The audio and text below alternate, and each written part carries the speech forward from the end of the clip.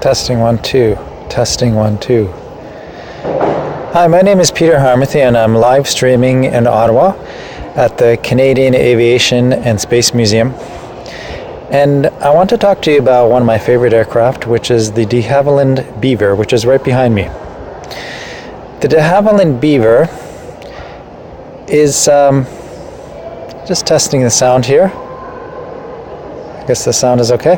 The de Havilland Beaver is a bush plane that was used in the Canadian outdoors for quite a long time. It was produced between 1947 and 1967. The last plane was produced in 1967.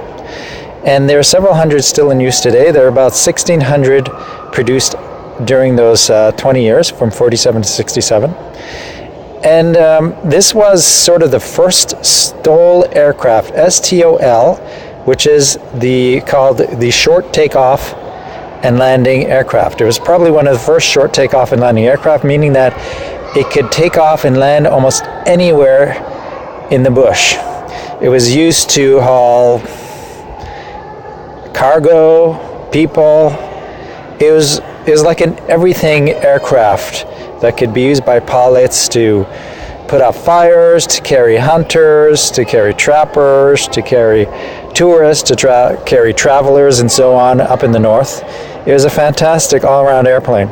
The only reason that they stopped producing it was because de Havilland created an aircraft called the Single Otter, which was a little bit bigger, a lot bigger actually, had a larger wingspan, and could carry 11 people versus 6 people in this aircraft. De Havilland was a company that started in the United Kingdom, in Great Britain, and they produced the Moth and the Tiger Moth to train pilots. And then their most successful airplane during the Second World War campaign was the low-flying bomber called the Mosquito.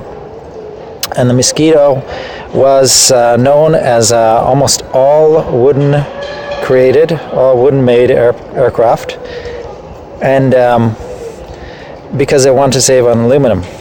So this all-wooden aircraft was called the Wooden Wonder. That was the Mosquito. But de Havilland also had a subsidiary in Canada, de Havilland Canada, and de Havilland actually they went on the Moth and the Tiger Moth, which trained pilots, and they produced an aircraft called the Chipmunk. So from the Chipmunk, I guess they thought it was a common Canadian animal. They trained pilots with the Chipmunk. They also trained pilots with the Beaver, but the Beaver was really used for bush plane purposes. So behind me here is the Beaver, which is a fantastic aircraft. It helped open up the north for all Canadians. It probably flew even to the North Pole. This plane is a masterful piece of engineering and is really the airplane of Canada, Canada's north. The other thing I want to talk about the Havilland Beaver is that it is I told you already, it's a short takeoff and landing aircraft, but it was also, I'm being a little distracted by some people over here. The Beaver, there were 1,600 in production, and I am running out of things to say because people have distracted me. But that's about all I have to say about the Beaver. I haven't flown it. I've flown in them in 1982 when I worked with the Geological Survey. I've flown also in the Beaver in 1986 when I ran an expedition. And I also flown in the Beaver in 1995 or 96, I think.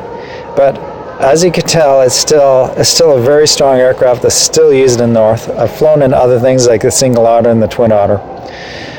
But let me show you a little bit. It's a single propeller aircraft. It has floats.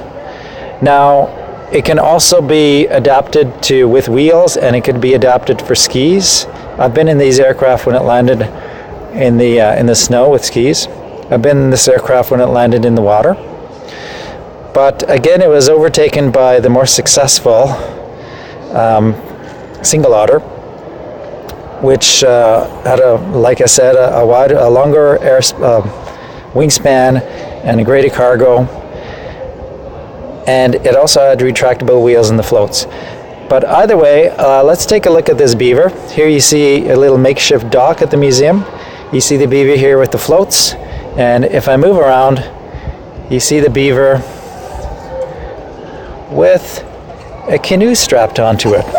And that's how I used it when I went traveling in the north, with the canoe strapped onto it. Of course, by law, you're only allowed to strap one canoe onto these aircraft. You can't strap two of them, but you could nestle them one in the other. Now, that's the advantage of the single otter over the Beaver, is that the single otter is big enough fuselage that you could actually put canoes inside of it, whereas these ones you cannot. So they're quite limited in sense for today's adventurer. But anyway, that's a Beaver. I hope you enjoyed my show. If you'd like to subscribe to my channel, hit one of the buttons up at the top or down at the bottom. And also, please share this video with other people. I'd really appreciate that. Now, after this live stream, I'm going to talk about a couple of other great Canadian aircraft that you need to hear about. So again, thank you very much. See you soon. Bye now.